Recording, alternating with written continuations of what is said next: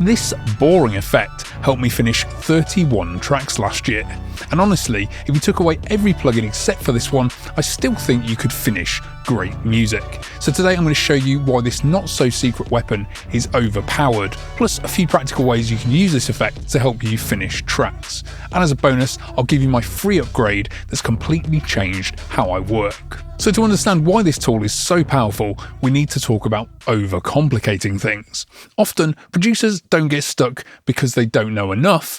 They get stuck because they know too much. They go technical too early. They reach for complexity when simplicity would solve the problem faster. Back when I was editor of Computer Music Magazine, I went along to several producer masterclass shoots where we'd film pro producers in the studio, and often the artists making the best tunes were the least technical. They didn't overcomplicate, and it shone through in their music. So to help fix this habit of overcomplicating everything, there's a famous principle called Occam's razor. No, I'm not talking about a fancy shaving device.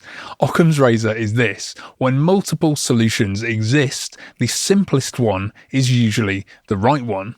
It's basically a fancy way of saying, keep it simple, stupid. Think about music production. Say your track feels messy, flat, or unfinished. Your instinct is to add stuff. More plugins, more layers, more processing. But the better move is often one simple, obvious adjustment.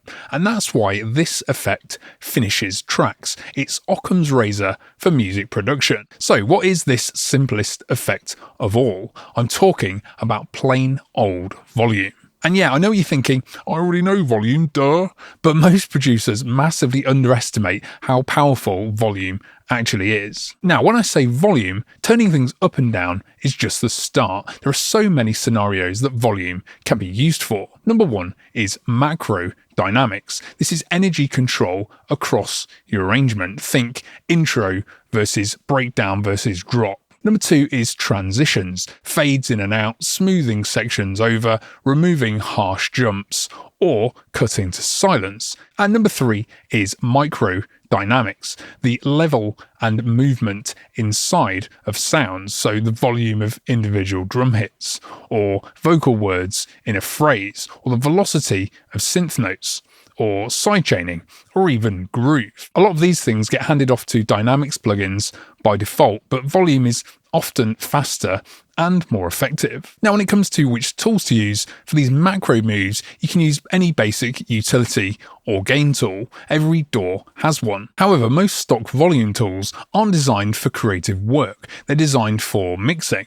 The range is usually way too sensitive and fiddly for drawing smooth automation curves or chopping patterns. So that's why I built a free volume tool for Ableton Live that's optimized for fades, cuts, and any fast volume moves. The range is dialed in for drawing. It's way faster and more fluid. I use it in all my tracks, and you can grab it for free at the link below. And then for those micro moves and more creative drawing, I use Volume Shaper. Full transparency, I'm part of the Cable Guys team that make ShaperBox. This video is not sponsored. You can use any volume plugin you like, because the point is the approach, not the plugin. You can get a lot more creative and detailed than automation and draw new rhythms and shapes and grooves. Okay, so let's look at some examples of volume in action. In this track, I used a Reese for the first drop.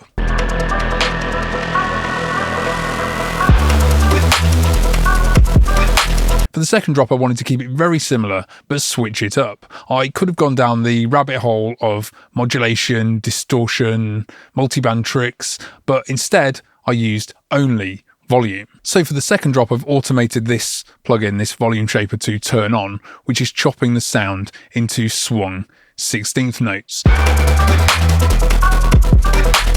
So let's look at some more examples of volume as an arrangement tool. In this track, I've faded out quite a few different sounds at once by different amounts, just to smooth out this transition.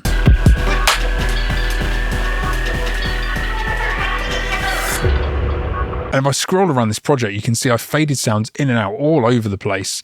And that was a really key part of writing this arrangement quickly and simply. And here I've drawn a tiny volume gap on the master just before the drop kicks in. It's so subtle, but it gives a tiny fraction of a gap to help the drop hit cleanly. So let me play you without the gap.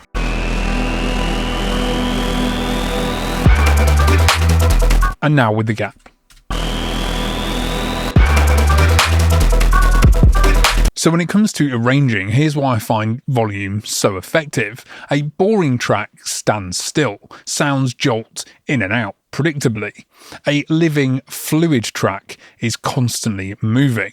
But if you do loads of crazy automation and sound changes, you can go the other way and it sounds like a disjointed mess. So volume fading is that perfect middle ground. You can make a lot of things move and change, but in a smooth, subtle way that doesn't draw attention to itself. And volume is also an underrated effect for adding and manipulating groove. So here I've got this chopped background percussion loop. Playing it with the drums, I felt like it was sticking out like a sore thumb. I knew it could be much groovier. So I drew this volume shape to help it bounce.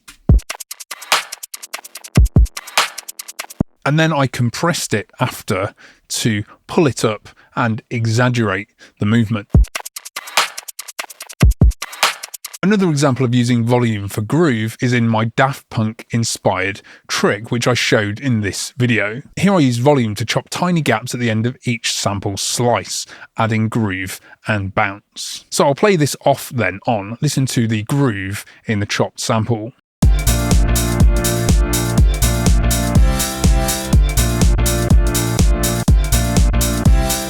What's funny is, back to the overcomplicating thing, a few comments were trying to come up with some kind of clever auto sidechain gate solution. But by the time you've loaded plugins and tweaked settings and set up sidechains, you may as well just draw in the exact gap you need and move on.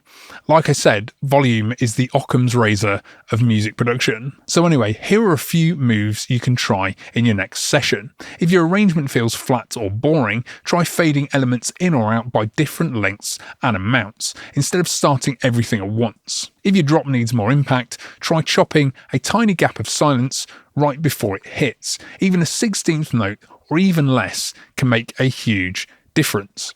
Or say you've got a loop that feels stiff or robotic, draw a new volume shape on it to add bounce and movement. Don't forget to download my free Ableton Live volume tool at the link below, and for more weekly track finishing tips, sign up to my newsletter.